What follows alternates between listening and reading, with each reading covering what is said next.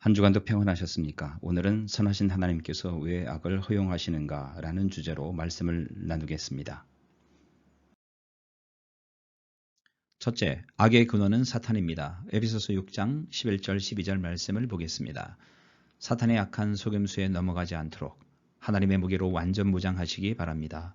우리의 싸움은 이 땅의 사람들에 대항하여 싸우는 것이 아니라 이 세상의 어두운 세력들과 공중의 권세 잡은 악한 영들에 대항하여 싸우는 것입니다. 세상에 있는 모든 악의 근원은 사탄입니다. 세상에서 일어나는 수많은 죄악들의 배후에는 사탄이 있습니다. 따라서 우리의 싸움은 다른 사람들과의 싸움이 아니라 배후에서 역사하는 사탄들과의 영적 전투입니다. 베드로전서 5장 8절을 보겠습니다. 여러분의 최대의 적인 사단의 공격에 대비하여 정신을 차리고 경계하십시오. 사단은 배가 고파서 우르대는 사나운 사자처럼 찢어 삼킬 먹이를 찾아다니고 있습니다. 우리의 최대의 적은 사탄입니다. 사탄은 우리 그리스도인들을 늘 공격합니다. 우리 주변에서 일어나는 수많은 유혹과 시험의 배후에는 사탄이 있습니다. 따라서 우리는 정신을 차리고 경계해야 합니다. 고린도후서 4장 4절을 보겠습니다. 이 시대의 신이 믿지 아니하는 사람들의 마음을 어둡게 하여 하나님의 형상이신 그리스도의 영광을 드러내는 복음의 빛을 보지 못하게 하였습니다. 사탄은 사람들의 마음을 어둡게 하여 복음을 받아들이지 못하게 합니다. 세상 많은 사람들이 창조주 하나님을 경외하지 않는 이유가 바로 이것입니다.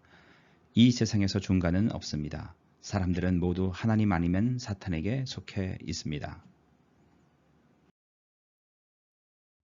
고린도후서 11장 3절 말씀을 보겠습니다. 그러나 하와가 뱀의 간교한 속임수에 넘어가 곁길로 간 것처럼 여러분의 마음도 그리스도를 향한 진실하고 순결한 데서 벗어나 더럽혀지지는 않을까 염려됩니다. 사탄의 전략은 속이는 것입니다. 속여서 잘못된 길로 가도록 유도합니다. 그리스도를 향한 진실하고 순결한 마음을 잃게 만듭니다. 교회 안에서 세상과 똑같이 자신들의 이익을 위해 서로 다투는 것들은 모두 사탄의 속임수에 빠졌기 때문입니다. 우리가 무엇 때문에 주님을 믿고 무엇 때문에 교회를 다니는지 늘 자문해 봐야 합니다. 둘째, 악의 근원인 사탄은 타락한 천사입니다. 창세기 1장 31절과 3장 1절 말씀을 보겠습니다. 하나님께서 손수 만드신 모든 것을 보시니 보시기에 매우 좋았습니다. 저녁이 지나고 아침이 되니 이날이 여섯째 날이었습니다. 여호와 하나님께서 만드신 들짐승 가운데 뱀이 가장 간사하고 교활했습니다. 어느 날 뱀이 여자에게 와서 말했습니다. 하나님이 정말로 동산 안에 어떤 나무의 열매도 먹지 말라고 하시더냐. 하나님께서 만드신 이 세상은 하나님께서 보시기에 좋았습니다. 그런데 창세기 3장 1절에서 갑자기 뱀, 즉 사탄이 등장합니다. 1장 31절과 3장 1절 사이에 어떤 일이 생긴 것이 분명합니다. 골로새서 1장 16절 말씀을 보겠습니다. 만물이 그에게 창조되되 하늘과 땅에서 보이는 것들과 보이지 않는 것들과 혹은 보좌들이나 주관들이나 정사들이나 권세들이나 만물이 다 그로 말미암고 그를 위하여 창조되었고. 느헤미야 9장 6절 말씀을 보겠습니다. 오직 주는 여호와시라. 하늘과 하늘들의 하늘과 이룰 성신과 땅과 땅 위의 만물과 바다와 그 가운데 모든 것을 지으시고 다 보존하시오니 모든 천군이 주께 경배하나이다. 하나님께서는 보이지 않는 영적 세계도 창조하셨습니다. 즉 하늘의 천사들도 하나님 자신을 위하여 창조하셨습니다.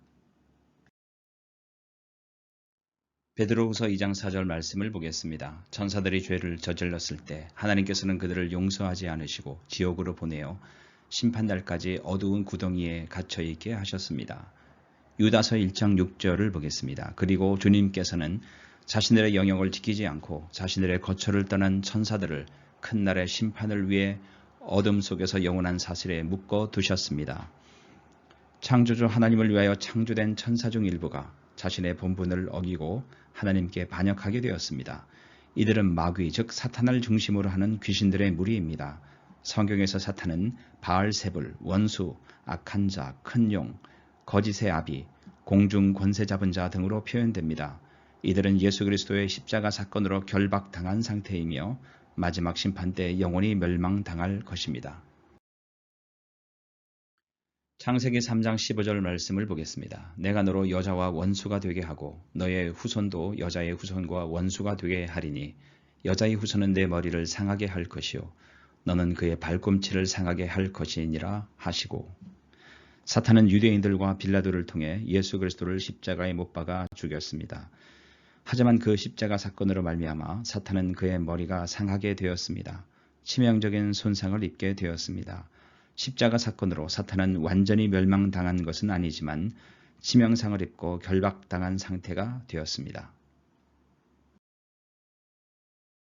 골로새서 2장 12절 말씀을 보겠습니다. 그리고 그리스도께서는 사탄의 권세를 짓밟아 십자가로 승리하셔서 그것을 사람들에게 보여주셨습니다.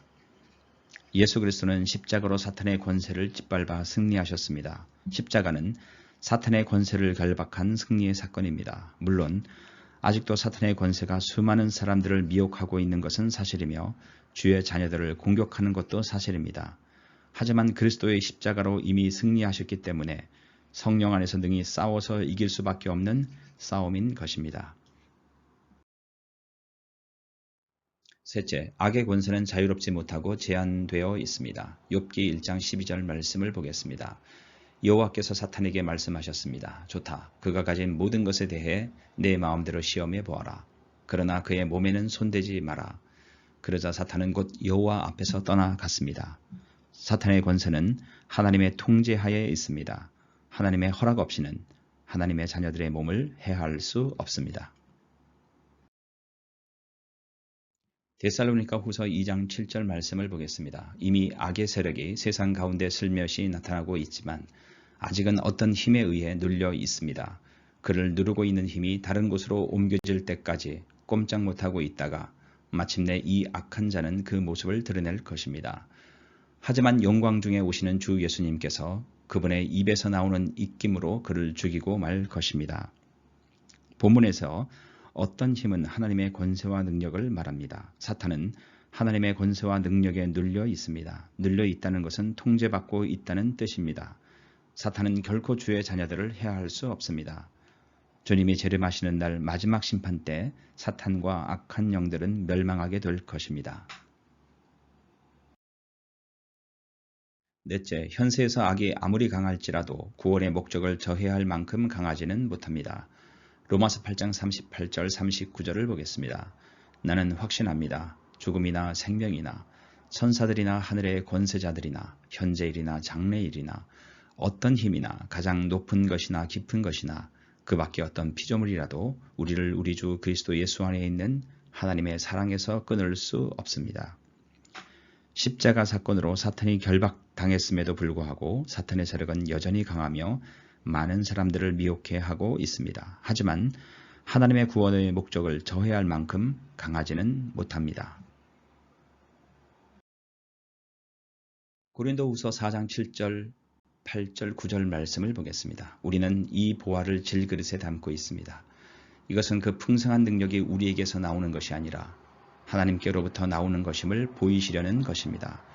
우리는 사방에서 압박을 받아도 눌리지 않으며 난처한 일에 빠져도 절망하지 않습니다.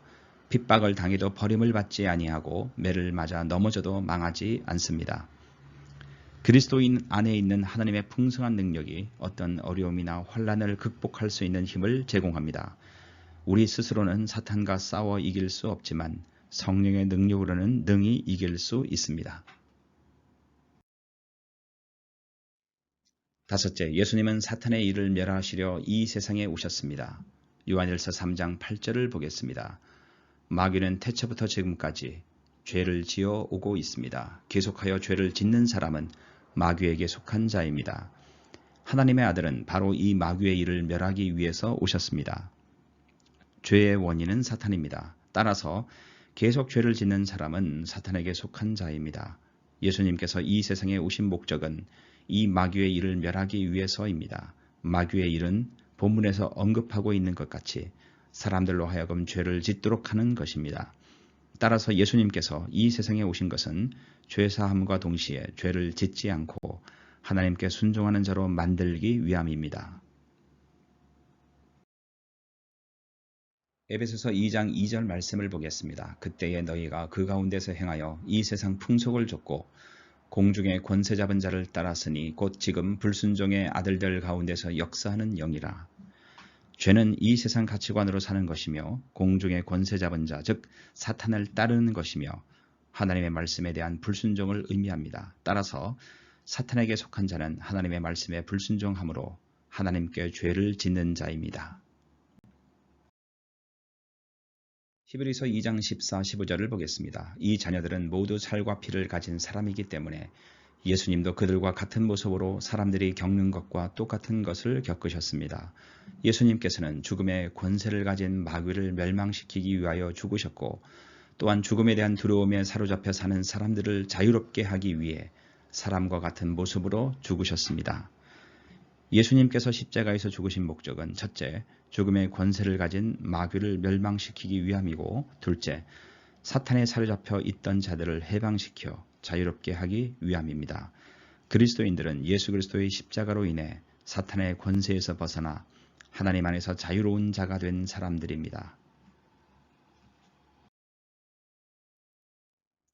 여섯째, 악은 영원히 지속되지 않습니다. 베드로전서 5장 10절 말씀을 보겠습니다. 모든 은혜의 하나님 곧 그리스도 안에서 너희를 부르사 자기의 영원한 영광에 들어가게 하시니가 잠깐 고난을 받은 너희를 친히 온전케 하시며 굳게 하시며 강하게 하시며 털을 견고케 하시리라.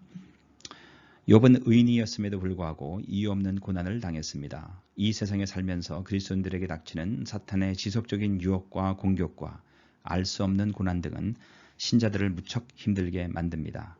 하지만 이러한 시험과 고난은 그리 길지 않습니다.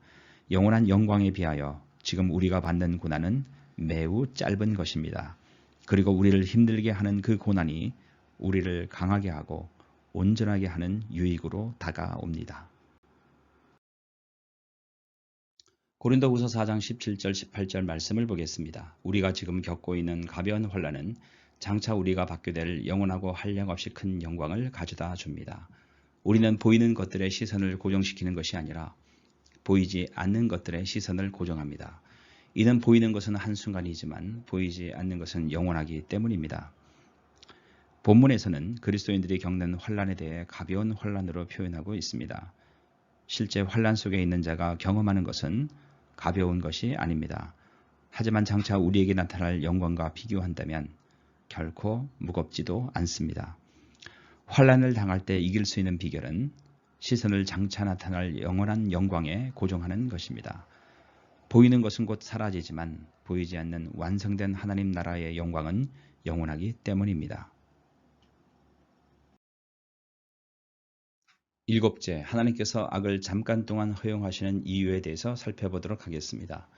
야고보서 1장 2절에서 4절을 보겠습니다. 형제 여러분, 여러 가지 시험을 겪을 때 기쁘게 여기십시오. 여러분은 믿음의 시련을 통하여 인내심이 성장한다는 것을 알고 있습니다. 여러분이 하는 모든 일을 참고 견디어 조금도 부족함이 없는 완전하고 성숙한 사람이 되십시오. 하나님께서 사탄을 멸하시지 않고 지금까지 허용하시는 이유는 우리를 훈련시켜 완전하고 성숙한 사람으로 만들기 위함입니다. 요한계시록 2장 10절 말씀을 보겠습니다. 그러니 앞으로 일어날 일들을 두려워하지 마라. 악마가 너희들을 시험하려 너희 중 몇몇을 감옥에 가두고 10일 동안 고난을 겪게 할 것이다.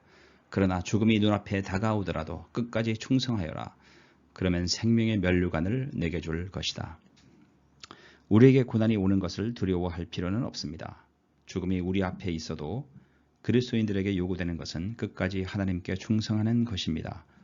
고난은 한 번으로 끝나지 않습니다. 지속적으로 우리에게 다가옵니다. 이 고난 속에서 주를 부인하지 않고 끝까지 주님께 충성하는 자에게 생명의 면류관을 주십니다. 베드로전서 4장 12절 14절 말씀을 보겠습니다. 사랑하는 여러분, 고난을 받는 중에 당황스러워하거나 놀라지 마십시오. 그것은 여러분의 믿음을 시험하는 것입니다. 그러므로 여러분에게 이상한 일이 일어나고 있다고 생각하지 말고 그리스도의 고난에 참여하게 됨을 기뻐하시기 바랍니다. 그리스도께서 영광 중에 다시 오실 그날에 여러분은 기뻐하고 즐거워할 것입니다. 그리스도의 이름 때문에 모욕을 받는다면 그것은 도리어 복입니다. 이는 영광의 영이신 하나님의 성령이 여러분과 함께 계시다는 표시이기 때문입니다. 우리에게 고난이 닥쳐올 때 우리는 놀라지 말아야 합니다. 당연한 것입니다. 고난을 통해 우리의 믿음이 증명됩니다. 우리는 고난 가운데서 기뻐하고 즐거워해야 합니다. 만일 우리가 예수 그리스도의 이름 때문에 고난을 받는다면 그것은 도리어 복이 됩니다. 하나님의 성령이 우리와 함께 계시다는 표시이기 때문입니다. 디모데전서 2장 4절 말씀을 보겠습니다. 하나님은 모든 사람이 구원을 받으며 진리를 아는 데 이르기를 원하시느니라. 또 한 가지 하나님께서 악을 허용하시는 이유는 모든 사람이 구원받기 위해서입니다. 악의 근원인 사탄을 심판하고 멸하면 그때까지 믿지 않은 수많은 사람들이 구원을 받지 못하기 때문입니다. 하나님은 모든 사람들이 구원을 받으며 진리를 아는 데 이르기를 원하십니다. 베드로후서 3장 9절 말씀을 보겠습니다. 주의 약속은 어떤 이에 더디다고 생각하는 것 같이 더딘 것이 아니라 오직 너희를 대하여 오래 참으사 아무도 멸망치 않고 다 회개하기에 이르기를 원하시느니라. 하나님은 어떤 사람도 멸망하는 것을 원하지 않으십니다. 하나님은 모든 사람들이 다 회개하고 구원에 이르기를 원하십니다.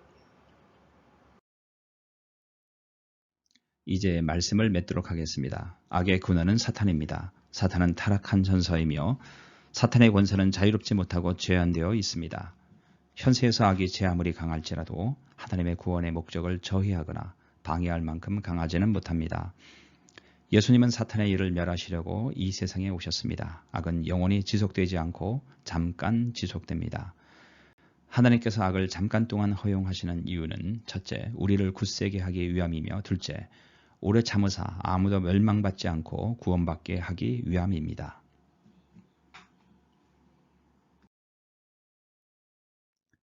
주님 안에서 승리하시는 한 주가 되기를 바랍니다.